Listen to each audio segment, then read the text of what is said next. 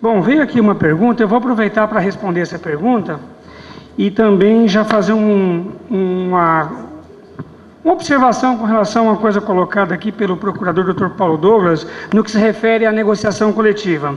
A pergunta é assim, ó: o senhor Angelúcio mencionou que o tempo de espera não compõe a jornada. Penso que houve um equívoco e gostaria que ele explicasse melhor esse caso, que ainda tem muita controvérsia. A pergunta foi feita pela Ana Lúcia. Ana Lúcia e todas as pessoas, eu disse no começo que esta lei, ela nasceu de uma negociação coletiva. A negociação coletiva é um acordo feito, é produto de um acordo, melhor. A negociação é o processo que vai gerar um acordo. É um processo feito entre o empregador e o empregado. É o único momento bonito da legislação trabalhista. Porque nós vivemos no Brasil um Estado interventor. O que significa um Estado interventor? É o momento em que o Estado, ainda lá no tempo do Getúlio Vargas, ele impõe a regra. Então o trabalhador, o empregador, ele é obrigado a cumprir a regra trabalhista que o Estado impôs. O empregado aí hipossuficiente, ele não tem o poder, a capacidade de dizer que quer trabalhar um pouco mais ou quer fazer um pouco menos. O Estado se intromete na vida dele e impõe a regra. O único momento em que o Estado dá ao empregado a capacidade dele poder criar uma regra para ele é através do ente coletivo, é através da negociação coletiva. E ainda assim, quando o Estado o faz, ele ainda coloca uma algemazinha, coloca uma peia, coloca um cabresto na cabeça do trabalhador. Porque o artigo 9º da CLT, a gente ouviu falar aqui em princípio da primazia, né? Não sei se vocês sabem exatamente o que significa princípio da primazia, mas se me permitir eu vou explicar. Princípio da primazia significa o seguinte: o artigo 9º da CLT diz assim: nenhum ato praticado, nenhum contrato assinado, ele pode ser menor que a lei. Qualquer ato praticado pelo empregado e pelo empregador, que tenha como fundamento anular a aplicação da CLT, é nulo. É aí que está o princípio da primazia e é aí que está a demonstração do que é um Estado interventor. Ele não permite que o empregado barganhe, ele não permite que o empregador barganhe. Ou seja, o empregado na negociação coletiva, ele já está com essa algema. Ele não pode negociar nada que seja menor que a CLT, porque lá vem o Estado e cobra e não deixa. Então, quando aqui na lei diz que as normas nascidas de uma negociação coletiva, elas poderá existir normas especiais. Aqui já existe esta amarra do Estado, que é a amarra do Estado interventor e a amarra do artigo 9º. Não haveria necessidade dessa preocupação premente de alguns órgãos do Estado de querer perseguir os sindicatos profissionais. Os sindicatos profissionais têm sim muita capacidade de negociação. É claro que ele foi vítima, assim como todos nós fomos vítimas da ditadura e temos muita dificuldade hoje em raciocinar alguns assuntos. Estamos anos-luz atrás de alguns estados aí mais avançados, mas se não deixarem a gente ter a nossa própria liberdade, nós nunca teremos. Se abrir a gaiola e deixar a gente fugir, mas com uma outra corrente amarrada no pé, nós não vamos conseguir muito longe. Então nós precisamos dessa liberdade para negociar, tirar essas algemas para que a gente possa, as empresas possam se desenvolver. O Brasil está com dificuldade de se desenvolver por isso.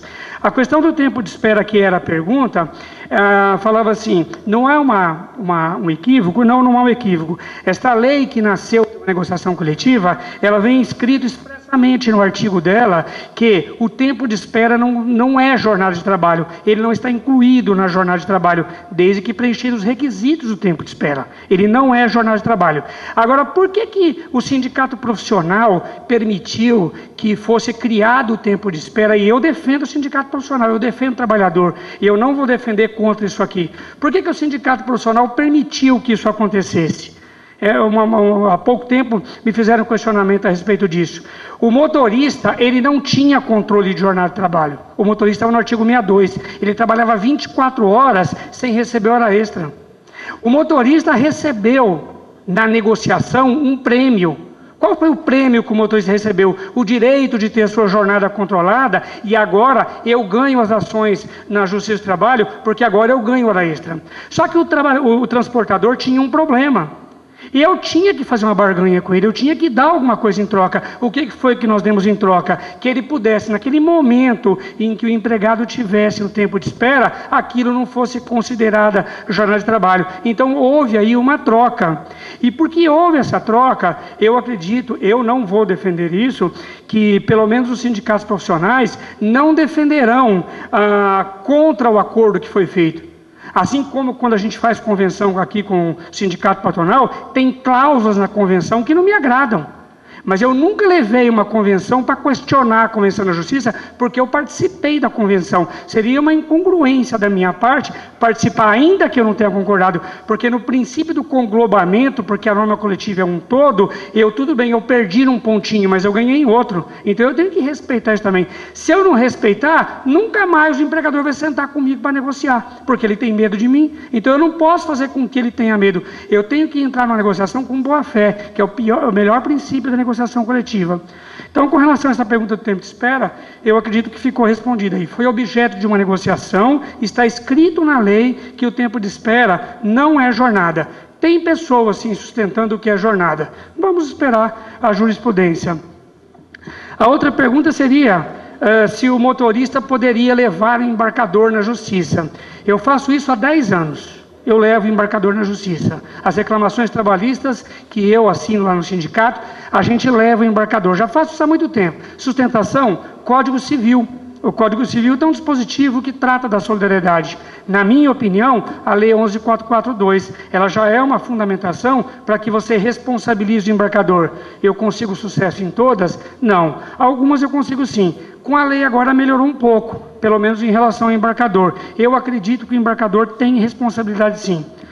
Uma outra pergunta aqui. Essa pergunta aqui fica muito complicado responder, né?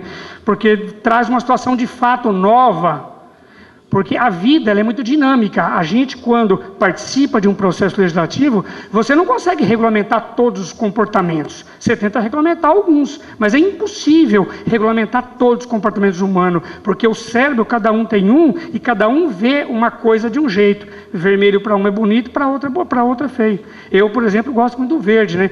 Apesar de ele estar meio caidão agora, mas tudo bem. Nós vamos continuar tocando mesmo assim, né? Vamos disputar a Libertadores no ano que vem. Fiquem tranquilos, viu? A pergunta é a seguinte: o empregado sai para trabalhar e vai viajar. Chegando lá, o caminhão quebra.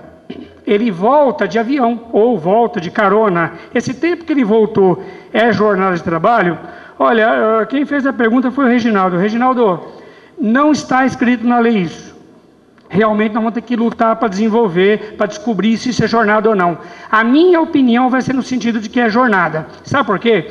Porque o artigo 3º da CLT diz que o empregador assume os riscos da atividade.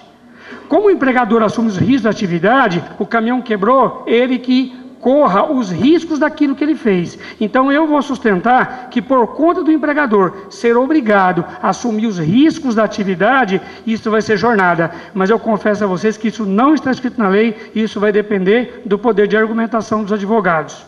E, para terminar, uma questão aí que foi até colocada pelo Narciso, dos agregados, né? Eu sustento isso desde que a lei saiu, a 11.442. O agregado, ele é agregado só em transportadora. Ele é agregado ou empregado? A minha opinião é que ele é empregado por causa da subordinação estrutural. Eu entendo que há uma subordinação estrutural e o transportador não poderia agregar, especialmente a figura do agregado exclusivo. É verdade, a lei 11.442 diz que não é empregado.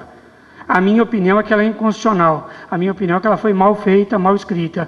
Ela esbarra, ela afronta o artigo 9º da CLT, que é o princípio, aí, nome bonito, né? Princípio da primazia. Na minha opinião, é o princípio que solidifica o Estado interventor e a hipossuficiência do trabalhador.